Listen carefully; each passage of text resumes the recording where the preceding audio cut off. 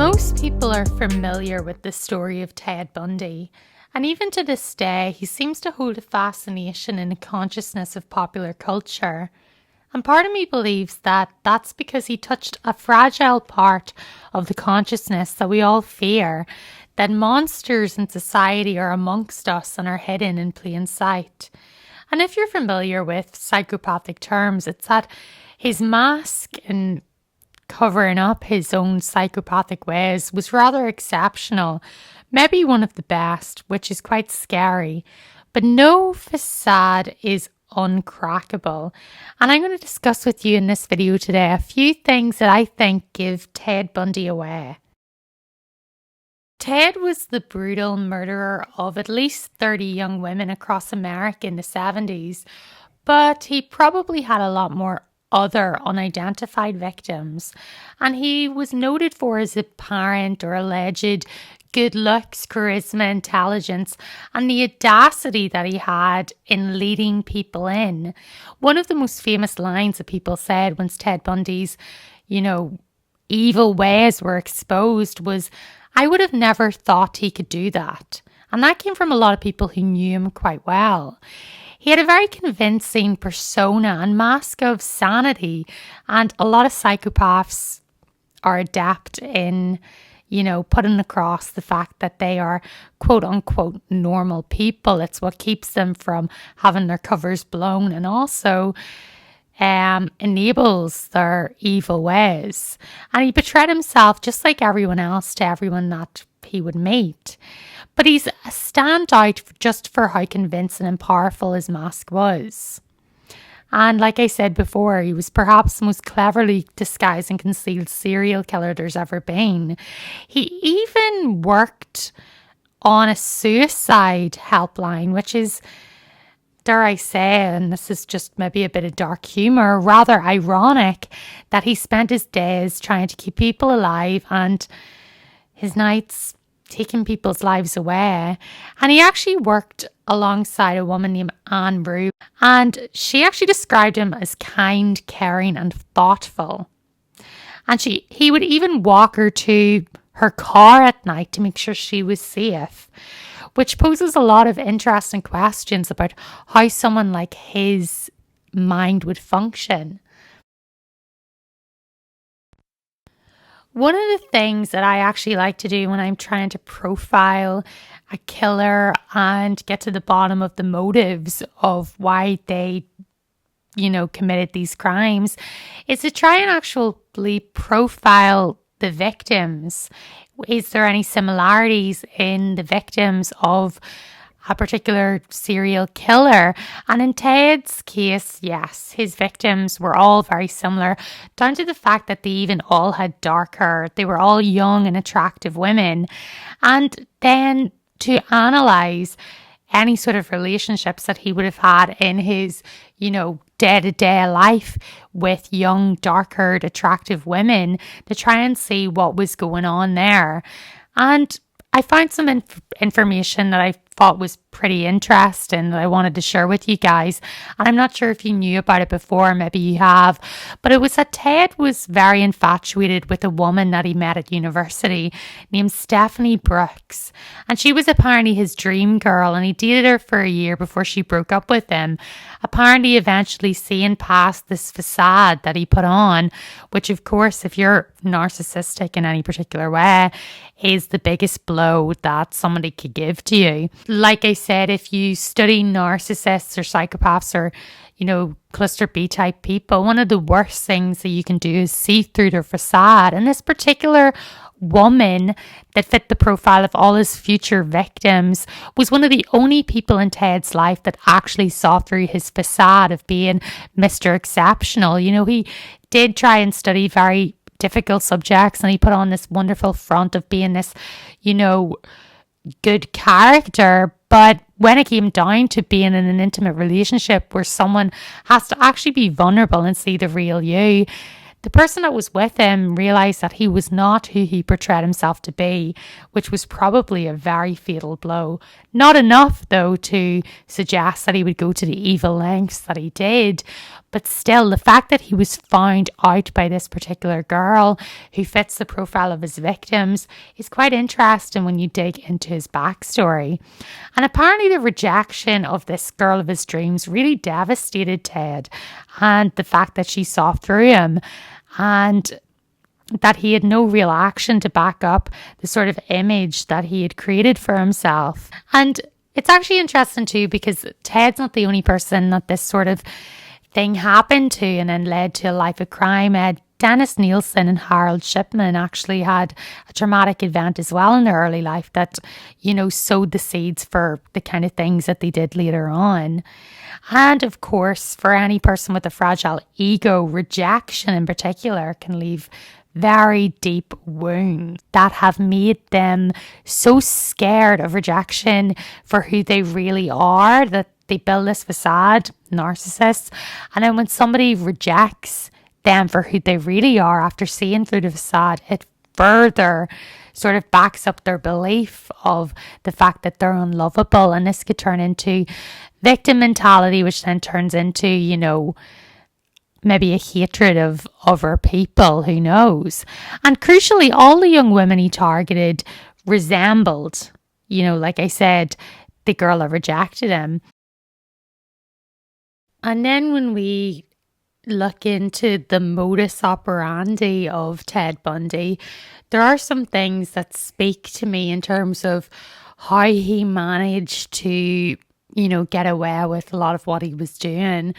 So Ted always had this sort of harmless kind of persona. He worked for a suicide helpline. Even when he spoke and stuff, I've said it 100 times and it's been said 100 times, is that no one would expect that he'd be capable of such acts. And when he was actually luring women to his car, he would wear a fake cast or crutches to pretend he was injured to try and get sympathy from his future victims. And you even see this in interviews that he did after he got caught out. He always managed a way to try and, scapegoat something that caused him to become the way he was. He never took any real accountability for anything he did. And with his surface charm and everything, he was able to avoid any suspicion. And what is interesting is, even despite Ted Bundy's mask, if you look at the natures and the details of some of the killings that he was responsible for, he actually was one of the most deranged and sadistic killers that ever existed. The nature of the way that he killed and the things he did to the corpses after he had murdered someone is some of the most sickest things that you could even imagine, which is such a sharp contrast to how he presents himself, which obviously makes him very interesting. And when he actually got confident in his killings, so did his confidence in everyday life. And he would walk into public places on summer days and openly attempt to lure multiple women back to his car. And it was this sort of arrogance and sense of invisibility that speaks to me a lot about, the psychopathic mind. They don't fear consequence, and the addictive urge to kill inside him, that it really didn't matter how much of a risk he was taking. And another thing that was interesting, I think if you're familiar with this case, you would be aware of it too, is that Ted actually decided to defend himself in trial, which is interesting. One of the last cases that I covered of Sheila Davalloo, she wanted to defend herself too. And this sort of speaks to me of the profile of people like this, is that they have this almost delusional belief in themselves.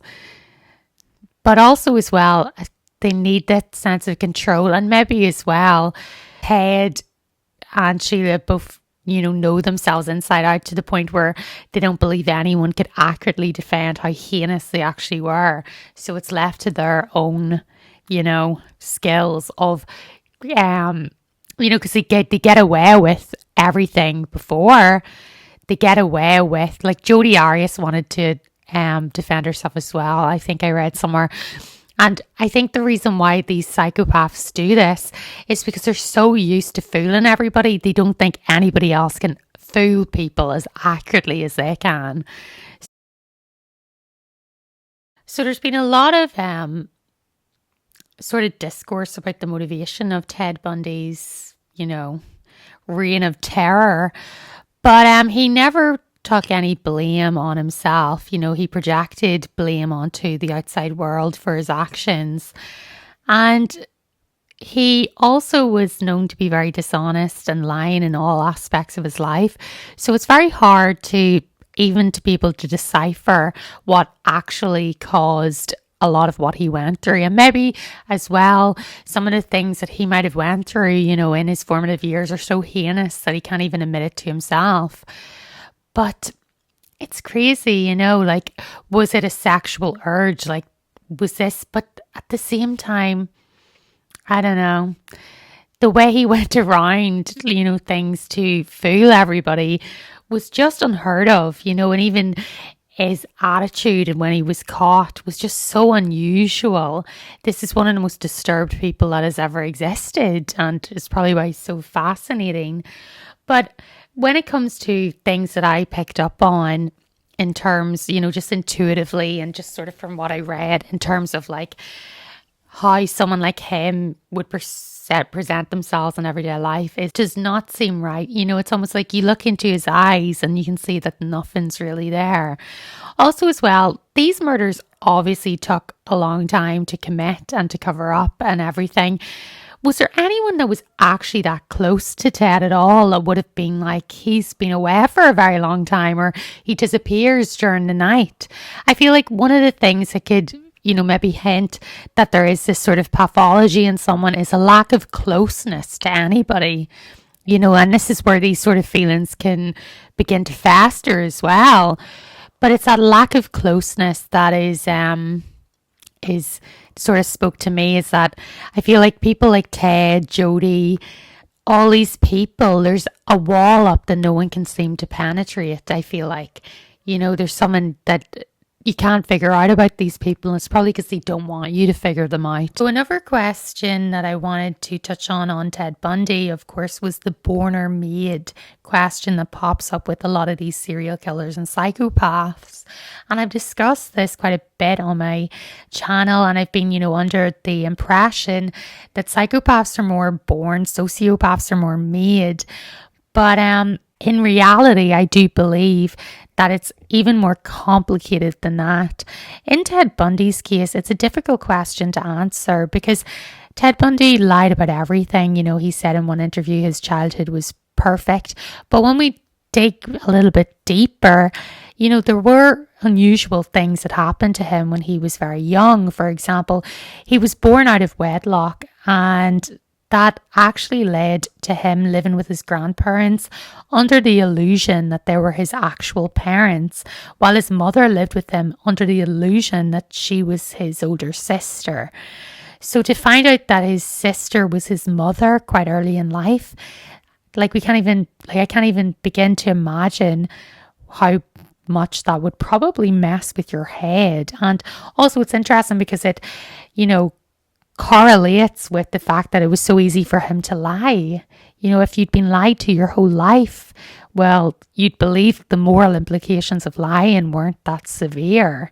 So his whole early life really was built on a lie. And when he found out the truth, it must have left him deeply distrustful of others and kind of in a bit of an identity crisis, really. So it must have been pretty shocking.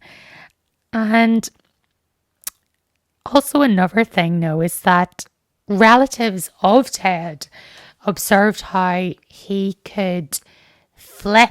He would be one moment a very loving, harmless boy, and then the next something a lot more vicious.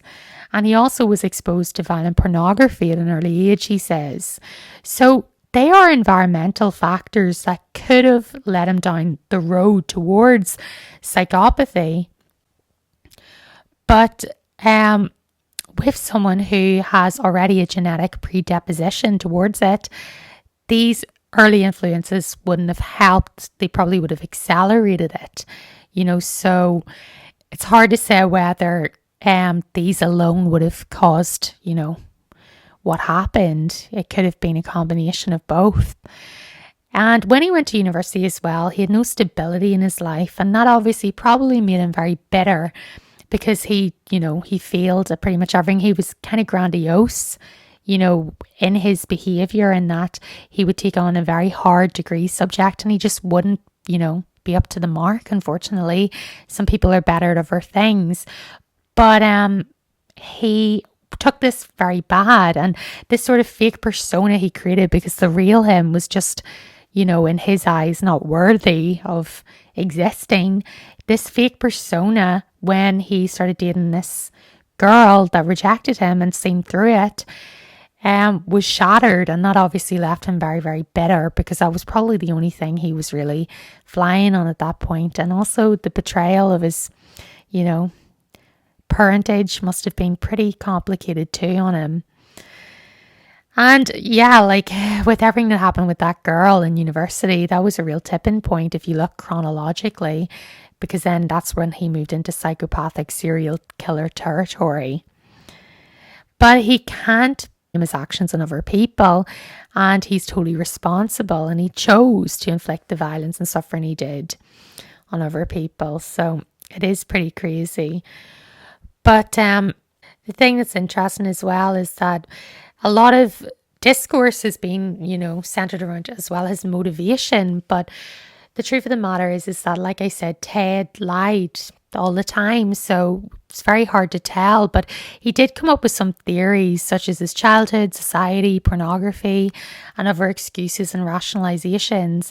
But he had an extreme and relentless projection of blame onto the outside world for his actions. So that made it really hard to really understand what it was. And he is a compulsive liar, which is common in psychopaths. And with everything that happened in his background, he probably learned to lie just for the sake of lying, which is pretty dangerous. And it's really interesting because Ted actually only really confessed his guilt to the people closest to him. And these were the only people he ever confessed his guilt to. A couple of like just shortly before his execution, when it was near certain. And up until that point, he lied even to them, even in the face of overwhelming evidence. So it's interesting because he also exhibited duping delight during his trial.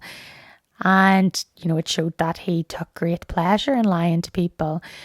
And the weirdest thing is that, and this actually gave me kind of goosebumps, is that his mask appeared to come off completely just before his execution, because there was no reasons anymore to project blame onto other people or anything. And I've seen this with other serial killers too, is that just before their execution, they just come clean and say that they did it and they would do it again. And yeah, but Ted Bundy, when they asked him, why did you do it, when all the cameras were off, when there was no other escape for him, he merely just replied, I liked it, which is the most chilling thing ever, but also the most interesting thing in terms of like trying to understand him from a psychological viewpoint.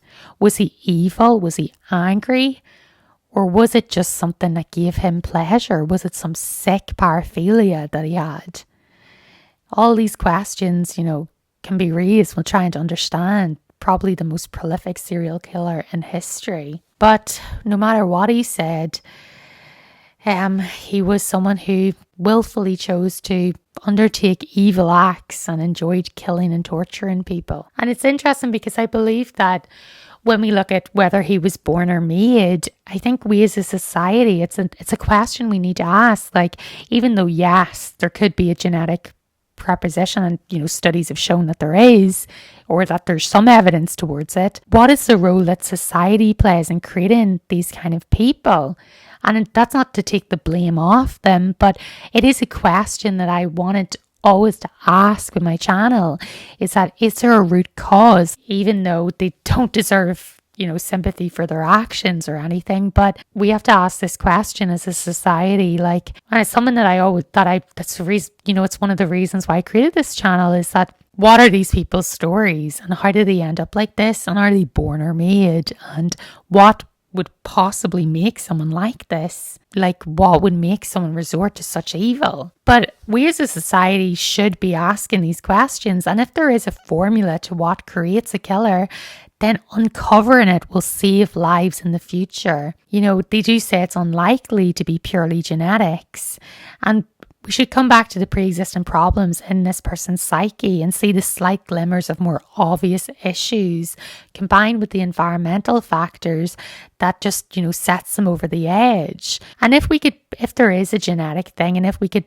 stop potentially dormant psychopaths getting to this stage where the brakes are taken off, we might be able to limit the trauma and suffering and snuff out the opportunity of damage and distress that they cause in the world. So that I just wanted to talk about that today, guys. I want to hear your thoughts on this, and I'll probably make more videos on Ted in the future because it is so interesting. But next video I will make will be about another serial killer, a not as well known one, but I really want to get to the bottom of what his motivation was and look at his background too. So if you want to see that, like and subscribe, and I hope you liked that video. It was just me rambling, I guess, but I just really wanted to share some of that information with you guys, and I hope you learned something, and I'll see you again soon. Thank you for watching. Bye.